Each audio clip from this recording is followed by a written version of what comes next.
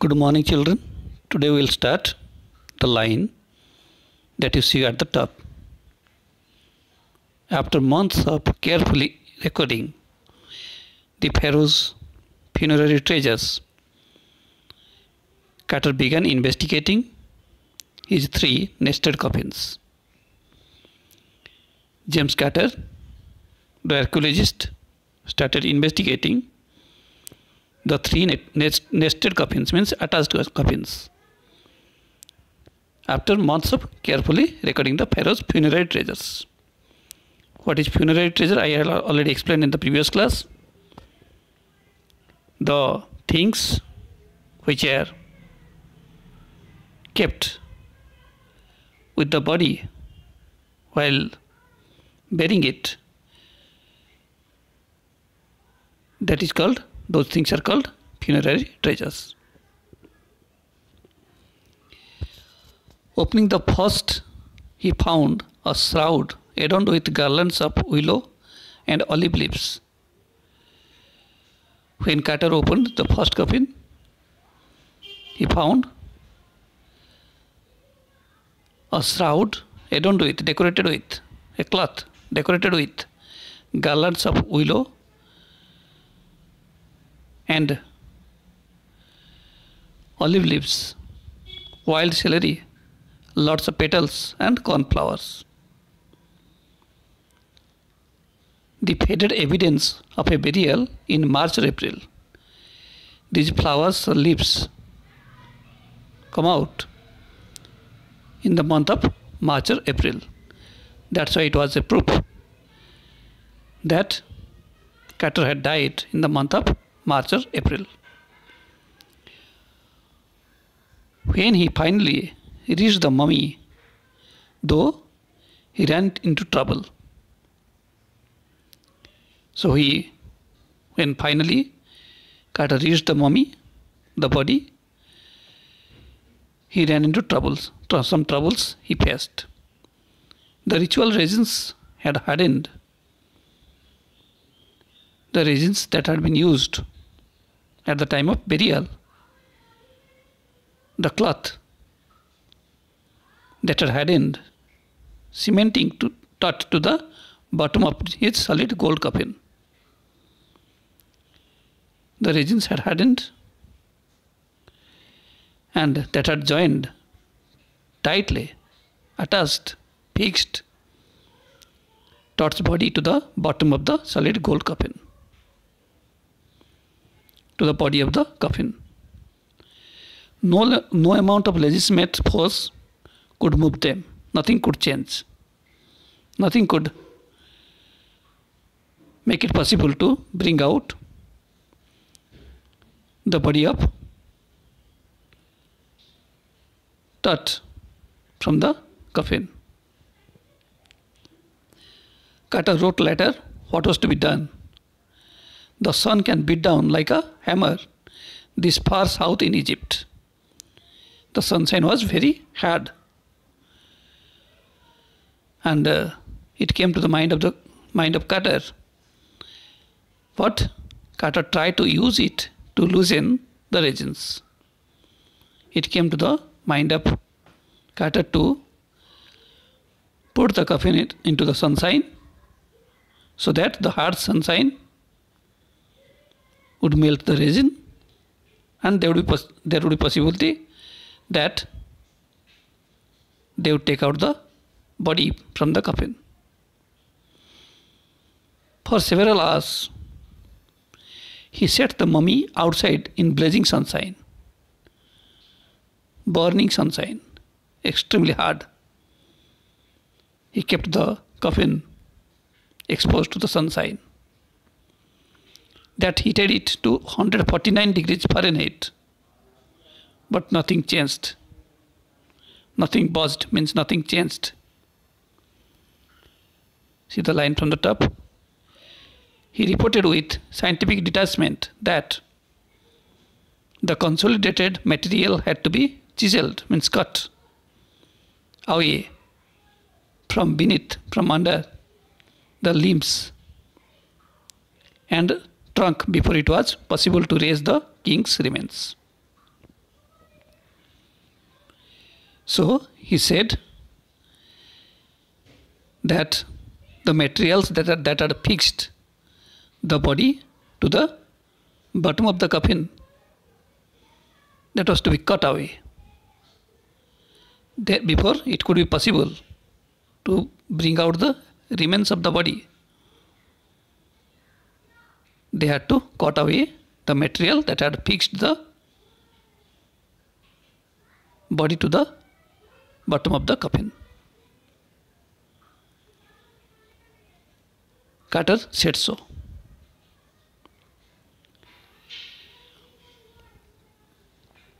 In his defense, Carter really had little choice. There was no other possibility, no other way.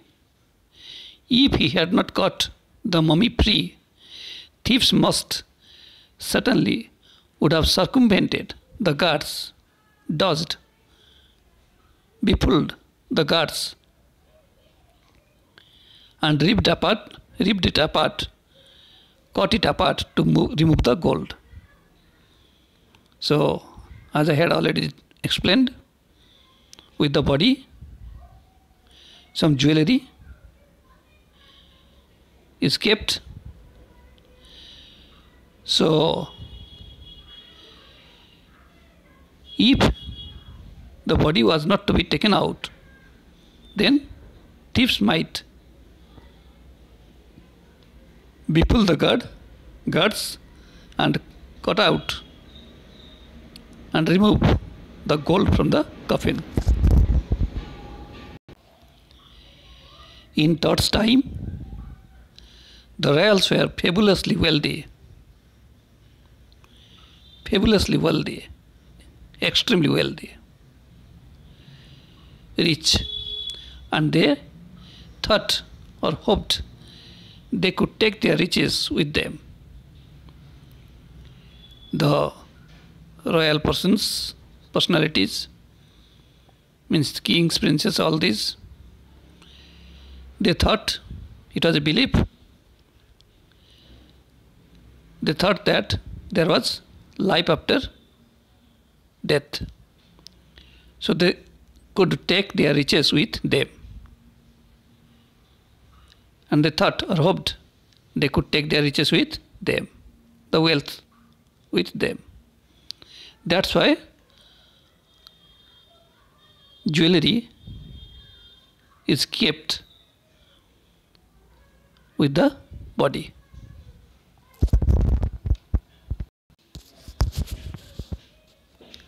The pieces of ornaments that belonged to the king or the royal personage, those pieces of ornaments are kept with the body in the coffin.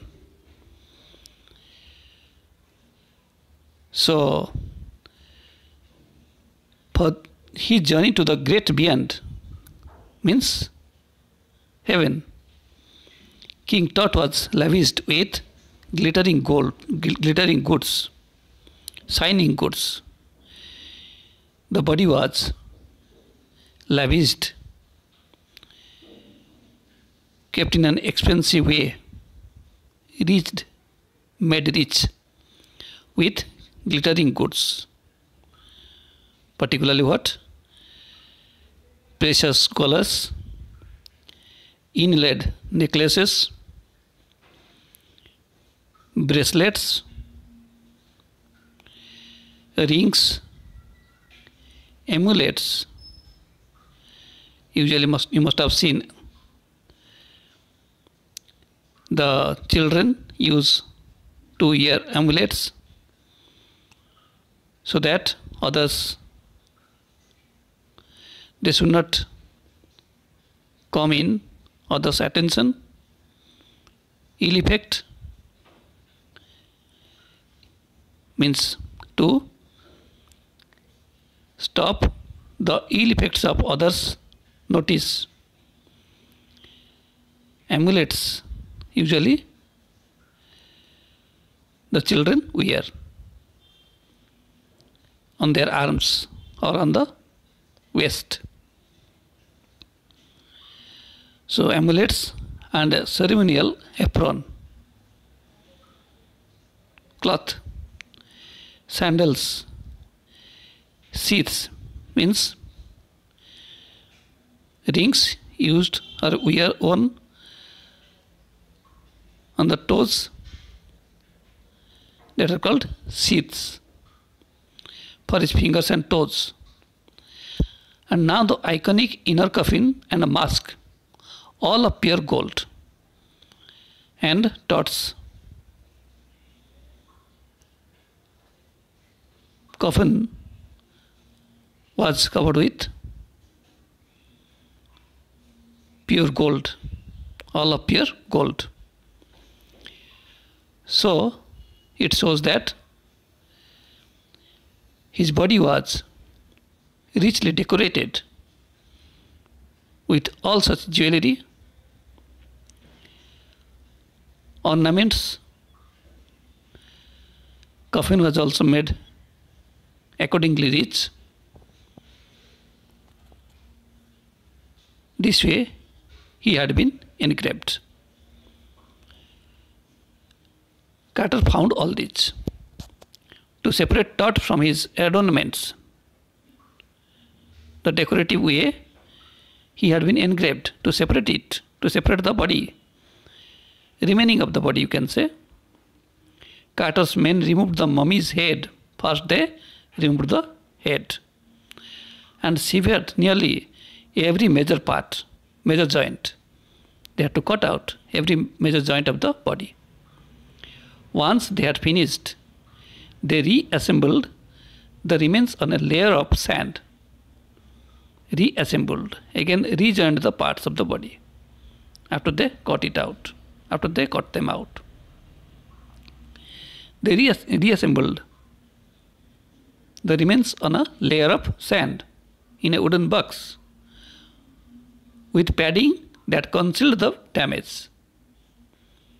They used some padding so that the damaged section would not be visible.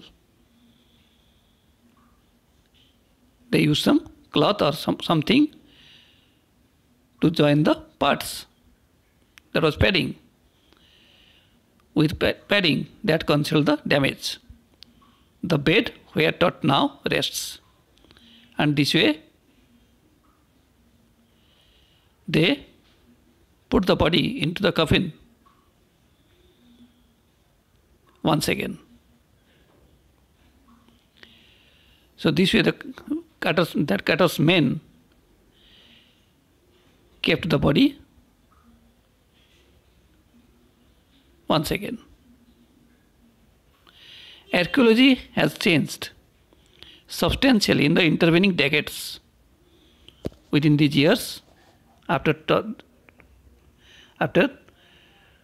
Carter's discovery of Todd's body, archaeology had also changed to a great extent, focusing less on treasure and more on the fascinating details, attracting details of life and intriguing mysteries of death, and fascinating, intriguing, attracting mysteries of death, unknown facts of death. Means study was being made less on Todd's treasure, what had been buried with the body, but more on the unknown facts of his death and unknown facts of his life also. It also uses more sophisticated tools.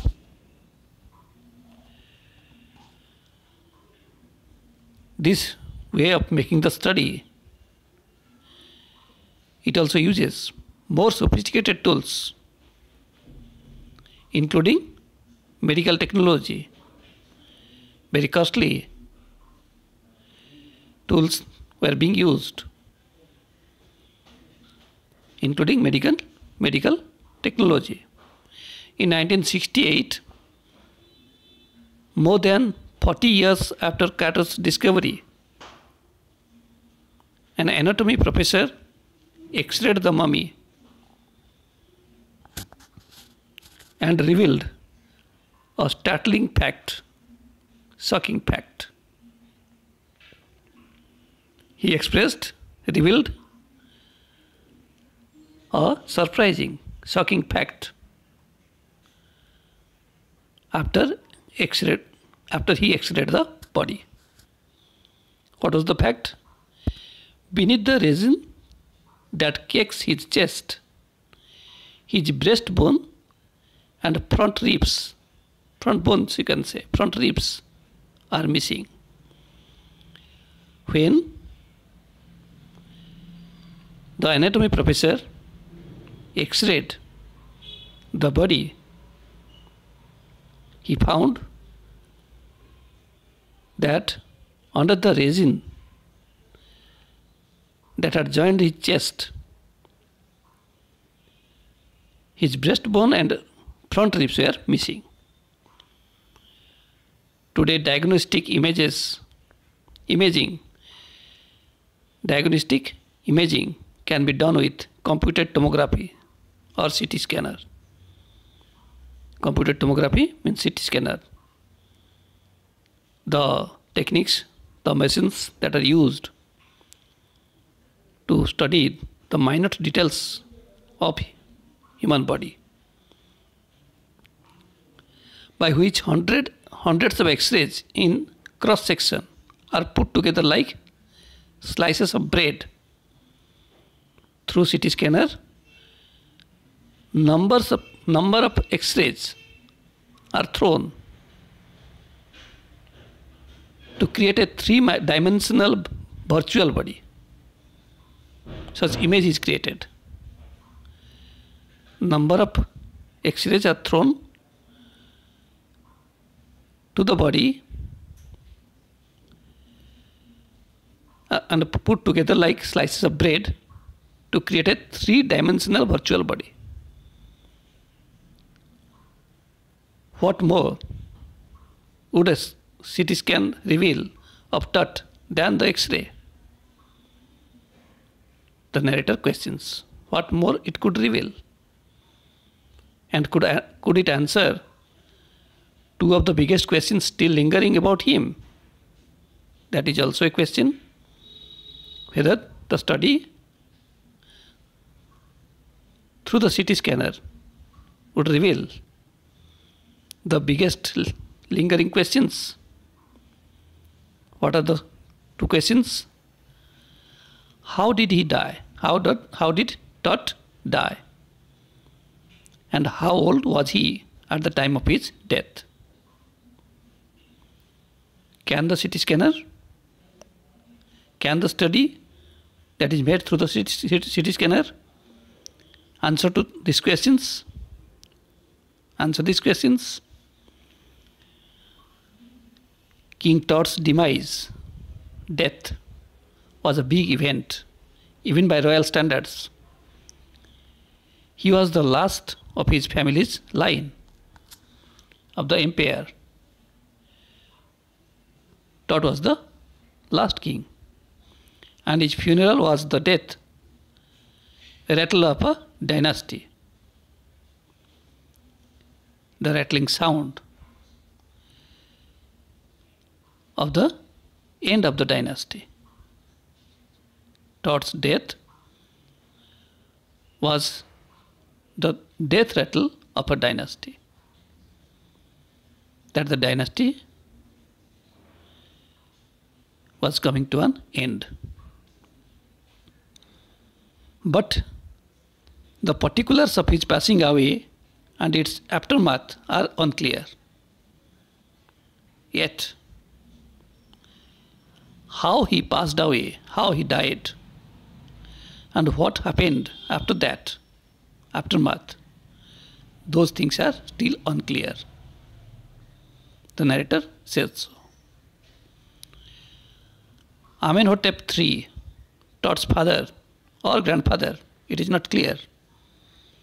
Amenhotep III, Tut's father or grandfather, was a powerful pharaoh ruler who ruled for almost 4 decades.